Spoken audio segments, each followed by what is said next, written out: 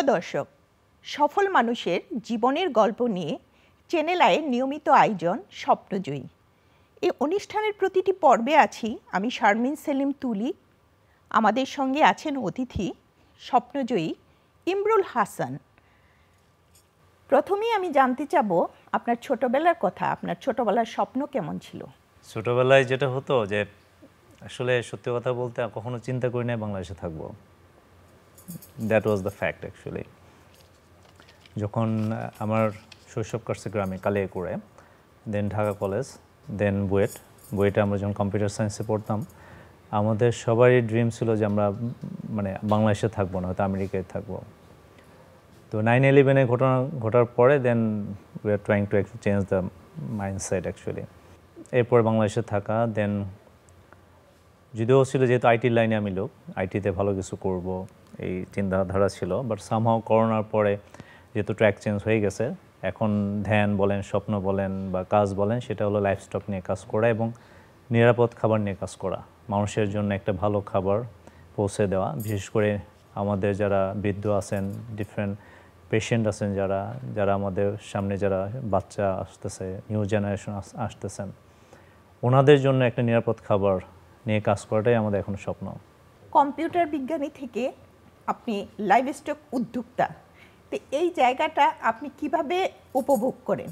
Well, actually উপভোগ করার চেষ্টা করি, চ্যালেঞ্জ তো আছে ডেফিনেটলি, বাট ভালো লাগে তখন যখন আমার ক্রেতার যারা আছেন, বিশেষ করে অনেক আমার ক্রেতা আছেন ক্যান্সার পেশেন্ট, সার্ভাইভাল আছেন, কিডনি সার্ভাইভাল আছেন, অনেক বাচ্চা মা বাবা যারা বলে যে আসলে তারা আগে মুরগি খাওয়া ছেড়ে দিয়েছিলেন, এখন আমাদের মুরগি পাওয়ার পরে তারা রেগুলার মুরগি খাচ্ছেন এবং তারা সুস্থ আছেন।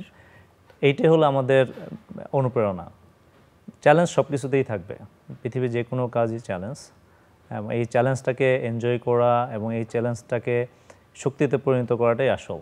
এবং আমাদের মোটিভেশন হলো আমাদের ক্রেতারা, যারা কাস্টমার আছেন তাদের ফিডব্যাক, এবং আলটিমেটলি কিন্তু আমরা ইমপ্রুভ করতেছি তাদের ফিডব্যাক নিয়ে।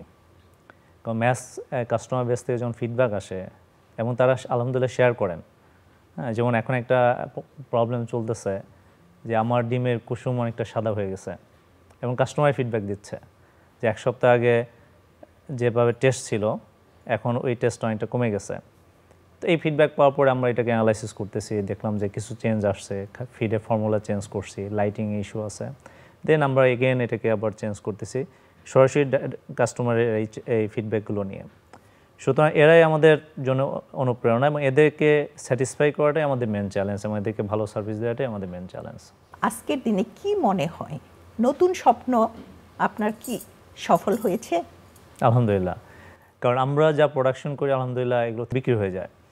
তো যেহেতু আমার কোনো স্টক মানে লেফট আউট হয় না এবং নির্ধারিত টাইমে আগেই সব বিক্রি হয়ে যায় এবং আমাদের যে রুট ম্যাপ অনুসারে আমরা এগোচ্ছি, সুতরাং আরও অ্যানালাইসিস করে যদি দেখি এবং এক্সপেকটেশন ভার্সেস অ্যাচিভমেন্ট যদি আমরা দেখি, তাহলে বলবো ইয়েস আমরা সফল। এবং সবচেয়ে বড় সফল যেটা বলবো যে স্রোতের বিপরীতে চলাটা, কারণ এখানে একটা বড় চেঞ্জ আছে মাইন্ডসেটের উপরে।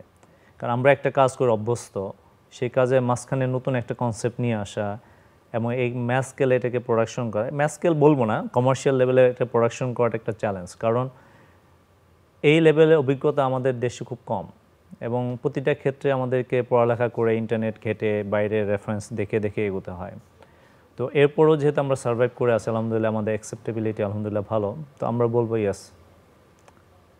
এই যে লাইভস্টক নিয়ে আপনি কাজ করছেন, এই লাইভস্টক নিয়ে কাজ করার আগ্রহটা কেন হলো আপনার? মেন আগ্রহটা আসলে ওভাবে কোনো প্ল্যান করে হয়নি। এটা করোনা একটা ইম্প্যাক্ট আছে, কারণ আমি করোনাতে হাইলি ইম্প্যাক্টেড ছিলাম এবং আমি বেঁচে থাকবো এটা আসলে কেউ মানে ধারণা করে না ওই সময়। তো করোনার পরে যখন সার্ভাইভ করলাম তখন একটা চিন্তাধারা আসলো যে আমরা যেভাবে কাজ করে যাচ্ছি, যেহেতু আমি আইটি লাইনের লোক এবং এখানে বিজনেস করতেছি, অনেক কিছু থাকে যেটা হয়তো আমাদের কন্ট্রোলের মধ্যে থাকে না বা আমরা যেভাবে চাই সেভাবে হয় না, অনেক সময় বাধ্য হয়ে অনেক কিছু করতে হয় বা যেটা কন্ট্রিবিউশনটা কান্ট্রিতে দেওয়া উচিত ছিল হয়তো ওভাবে করতে পারতেছি না। তো আল্লাহ তাআলা যেহেতু সেকেন্ড চান্স দিছেন, তাহলে এমন কিছু করা যেটা আসলে বিজনেস ইজ মানে রেভিনিউ তো by product, profit by product, যেটা দেশ এবং মানুষের জন্য ভালো হবে, ওই চিন্তাধারা থেকেই যেহেতু রেস্টে ছিলাম, ওখান থেকে চিন্তা করা যে কী করব। হ্যাঁ, ওখান থেকে আমরা আস্তে আস্তে যেটা আমি বের করে নিয়ে আসলাম যে লাইফ স্টক একটা অপশন হতে পারে, যেহেতু এটা বাংলাদেশে doing good but with the quality is a challenge. এবং আমরা জানি অ্যান্টিবায়োটিক রেসিস্ট্যান্স একটা বড় চ্যালেঞ্জ, এবং এই অ্যান্টিবায়োটিক এখন অনেকের শরীরে কাজ করে না। One of the source of antibiotic in human body actually এই লাইফ স্টক খাবারগুলো, আর এর মধ্য থেকে একটা বড় পোর্শন আসে হলো লাইফ স্টক মানে পোলট্রির থেকে। আর আমরা যেমন বিশেষ করে আমার বাচ্চার ক্ষেত্রে যেটা হয় যে ওরা কিন্তু ওই আপনার কি বলে কাটা বাঁচতে পারে না। আমার ছেলেমেয়ে এখনও মাছ দেখলে খাবার খেতে চায় না, অনেক সময় দেখা যায় ওই দুধ থাকলে দুধ দিয়ে কলা দিয়ে খেয়ে ফেলে, তাও মাছ খাবে না, মুরগি খুঁজে সব সময়। এবং আমার অফিসে দেখতাম যে অনেক ছেলেগুলো এই মাছ খেতে চায় না। তার মানে নিউ জেনারেশনে মাছের একটা প্রবলেম আছে তাদের। এবং চিকেন এভরিবডি লাইকস, এবং প্রতি বাসায় এমনও আছে প্রতিদিনই চিকেন থাকে। বিফ মাটন এটা একটা মানে রেগুলার আইটেম না, এবং এটা অনেকেই করতে পারে, এত চ্যালেঞ্জ হয়তো নেই। ওখান থেকে আসলে এই পোলট্রিটা সিলেক্ট করা। আর যেহেতু এটা রেগুলার বাচ্চারা খায়, বয়স্করা খায়, এবং যারা ক্যান্সার আক্রান্ত এদের অনেকে এই জিনিসটা খায় না। এবং আমি যেটুকু জানি যে অনেকে আমাকে বলছে তাদের ডাক্তাররা বিশেষ করে বিদেশে যখন চিকিৎসার জন্য গেছে তারা বলেই দিছে যে আপনারা বাংলাদেশে পোলট্রি খাবেন না। That's one of the source হলো আপনার এই ক্যান্সার এবং এই কিডনি প্লাস আদার্স ইস্যুর কারণে। তো ওখান থেকে আসলে পোলট্রিটা সিলেক্ট করা যে এই সেক্টরে আমি কাজ করতে পারি। আপনি যখন প্রথম আপনার স্বপ্নটাকে সাকসেস করেছেন তখন আপনার অনুভূতিটা কি ছিল? যেটা হচ্ছে প্রথম আসলে আমার কিন্তু মুরগি পালার কোনো অভিজ্ঞতাই ছিল না, ফ্র্যাঙ্কলি স্পিকিং। কারণ আমি জীবনে কোনোদিন মুরগিও পালিনি, কোনো পাখিও পালি নাই, যেহেতু পড়ালেখা নিয়ে ব্যস্ত ছিলাম। তো প্রথমত যেটা করলাম, আমরা 100 মুরগি নিয়ে আমরা স্টার্ট করলাম আমার বাড়িতে। স্টার্ট করার পর ইট ওয়াজ গুড, বাট এরপরে যখন একটু বিগ স্কেলে করলাম 1600 মুরগি, দ্যাট ওয়াজ অলসো গুড। যখন 3000 মুরগি নিয়ে গেলাম দেন দ্যাট ওয়াজ এ ডিজাস্টার। ওইটা ডিজাস্টার ছিল, কারণ আমরা বড় স্কেলে ম্যানেজ করতে পারি নাই। এরপরে যেহেতু আমাদের একটা বড় ইস্যু হলো আমরা জিরো অ্যান্টিবায়োটিক বলি, যদিও লোকজন বিশ্বাস করতে চায় না, but that's true, it's 100% true that আমরা কোনো অ্যান্টিবায়োটিক ব্যবহার করি না। জিরো অ্যান্টিবায়োটিক মানে আমরা যে একদিন বয়সী বাচ্চা আনি, জন্মের পর কী করে আই ডোন্ট নো, হ্যাসিংয়ে কী করে এটা আমি জানি না। একদিন বয়সী যখন বাচ্চাটা নিয়ে আসি, ওর স্লটারিং পর্যন্ত ওর কোনো অবস্থায় কোনো অ্যান্টিবায়োটিক দেওয়া হয় না। ইভেন সে যদি মারাও যায়, কোনো মুরগি একটা কমন রোগ হলো রানীক্ষেত এবং গাম্বুরো, এই রানীক্ষেত গাম্বুরো রোগও যদি হয় আমরা কোনো অ্যান্টিবায়োটিক দিই না। আমাদের পুরো ফ্লক যদি মারাও যায় we are okay with that. তো এখান থেকে আমরা যখন করলাম আপনার এই ফার্স্ট পারলাম না, এরপর আমরা সেকেন্ড বা থার্ডে যখন প্রোডাকশনটা ভালো, দেন ইট ওয়াজ অ্যাকচুয়ালি আমাদের কনফিডেন্স লেভেলটা গ্রো করে যে ইয়েস ইট ইজ পসিবল। কারণ সবাই বলে যে এটা কোয়াইট ইম্পসিবল, সম্ভব না, বাংলাদেশের ওয়েদারে সম্ভব না, যেটা একটা কন্ডিশন দিয়ে দেয়। বাট আমরা গত 3.5 বছর বাংলাদেশের ওয়েদারে কোনো রকম কোনো অ্যান্টিবায়োটিক ছাড়া আমরা আলহামদুলিল্লাহ মুরগি পালতেছি। হ্যাঁ, যেটা হচ্ছে মৃত্যু হার একটু বেশি, এই জন্য আমাদের খরচ বেশি পড়ে, কিছু প্রিকশন নিতে হয়, এবং আলহামদুলিল্লাহ আমাদের যে স্টাফগুলো আছে এদের অনেক পরিশ্রম করতে হয়।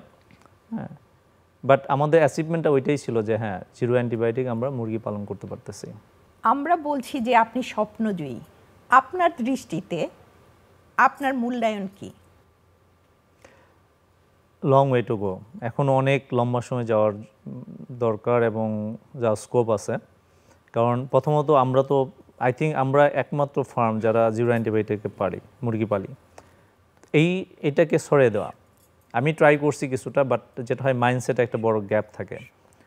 বাট এই মাইন্ডসেটটা আসলে চেঞ্জ করা যে ইয়েস ইট ইজ পসিবল, দেশের বাইরে যেহেতু হচ্ছে বাংলাদেশেও এটা সম্ভব, এই জিনিসটাকে মানুষের মধ্যে সরিয়ে দেওয়া, এই জিনিসটাকে মানুষের মধ্যে একটা ওয়ার্কেবল একটা সলিউশন নিয়ে আসা। অ্যাট দ্য সেম টাইম কাস্টমারের মাইন্ডসেট এটাও একটু চেঞ্জ করা দরকার। কারণ শুধু প্রোডাকশন একটা ইম্পর্টেন্ট না, আমাদের যারা ভোক্তা যারা ক্রেতা এদেরও একটা মাইন্ডসেট অ্যাকসেপ্টেবিলিটি দরকার, যে এটার জন্য স্পেশাল একটা কেয়ার নিতে হয়। তারাও এটাকে অ্যাকসেপ্ট করতেছে, তারাও এটার যে প্রোডাকশন কস্ট বা এই জিনিসগুলো মানে তারা পে করার জন্য রেডি আছেন। এই জিনিসগুলো আমাদের মানুষের মধ্যে ছড়িয়ে দেওয়া, মানুষের মধ্যে অ্যাকসেপ্টেবিলিটি লেভেলে নিয়ে আসা। ধরুন আপনি একজন নতুন উদ্যোক্তা, এই সময়ে কোন স্বপ্নটি আপনি বাস্তবায়ন করবেন? আমার ব্যক্তিগত লেভেলে কিছু একটা স্বপ্ন আছে এখনও, যেটা আমি এখনও পারিনি। সেটাও ফুড রিলেটেড, যেটা হলো আমাদের বাচ্চাদের জন্যে বা নিউ জেনারেশনের জন্যে নিরাপদ ফ্রুট ভিত্তিক ফল ভিত্তিক কিছু একটা করা, যেটা আমাদের ম্যাঙ্গো, এটা একটা সিজনাল ফুড, তারপর পাইনাপল সিজনাল ফুড। এই স্বপ্নটা আমার এখনও আছে এবং আমি অনেক প্ল্যান করছি, বাট সময়ের জন্য ইভেন আমি একটা সাইটও নিয়ে রাখছিলাম যে এখানে আমি করব, বাট এই জিনিসটা আমি করতে পারি না। এটা আমার একটা বর্তমানে ড্রিম, যেটা আমি এই লাইফ স্টকের সাথে সাথে বাচ্চাদের হাতে একটা নিরাপদ আইটেম, স্ন্যাক্স আইটেম যেটি বলি, এইটা কীভাবে দিতে পারি এটা নিয়ে কাজ করার স্বপ্ন আছে আমার। এই কাজটি করতে যেয়ে আপনি কি কি চ্যালেঞ্জের সম্মুখীন হয়েছেন? মেইন চ্যালেঞ্জ যেটা হলো মানুষকে বিশ্বাস করানো। মানে সবচেয়ে খারাপ লাগে যারা এই সেক্টরের সাথে জড়িত তারাই বিশ্বাস করতে চায় না। মানে এইটাই হলো বড় চ্যালেঞ্জ, যে একটা ভালো জিনিস অ্যাকচুয়ালি নোবডি ট্রাই, কেউ চেষ্টাও করে না যে আসলে সম্ভব কিনা, চিন্তাও করে না। এত ট্র্যাডিশনাল হয়তো সে করতেছে, হয়তো সে 50 বছর দিয়েই করতেছে, এর বাইরের যে একটা জগৎ আছে, এই বাইরের যে একটা মানে ম্যাথোডোলজি আছে, সেটা নিয়ে কেউ চিন্তা নেই, একটা ধারণাই নিয়ে রাখছে যে ইট ইজ কোয়াইট ইম্পসিবল, এটা সম্ভব না। এবং এটা যে সম্ভব বা বিদেশে বা দেশের বাইরে যে রিসার্চগুলো হচ্ছে সেটা কেন হচ্ছে, কী হচ্ছে, ওগুলো নিয়ে কারো মাথা ব্যথা না। এই ধারণাটা চেঞ্জ করা একটা বড় চ্যালেঞ্জ এবং এটা সময় লাগবে, একদিনে হয় না। যে কোনো চেঞ্জ ম্যানেজমেন্ট সহজে মানুষ অ্যাকসেপ্ট করে না। আপনাকে অনেক অনেক ধন্যবাদ আমাদের স্বপ্নজয়ী অনুষ্ঠানে আসার জন্যে। আপনাকে অনেক ধন্যবাদ আমাকে এই অনুষ্ঠানে আমন্ত্রণ করার জন্যে। বিশেষ করে আমাদের মতো যারা উদ্যোক্তা আছেন, এইসব অনুষ্ঠানে যখন আমরা পার্টিসিপেট করতে পারি, প্রথমত আপনাদের মাধ্যমে মানুষের কাছে একটা মেসেজ আমরা পৌঁছে দিতে পারি, অ্যাট দ্য সেম টাইম একটা মোটিভেশন যে না, সামনে আরও ভালো করার সুযোগ আছে এবং এই ধরনের প্রোগ্রাম আমাদেরকে আরও সামনের দিকে এগিয়ে নিয়ে যাবে, আমরা এই আশাটাই করি। আপনাকে ধন্যবাদ। আপনার জন্য ছোট্ট একটি উপহার।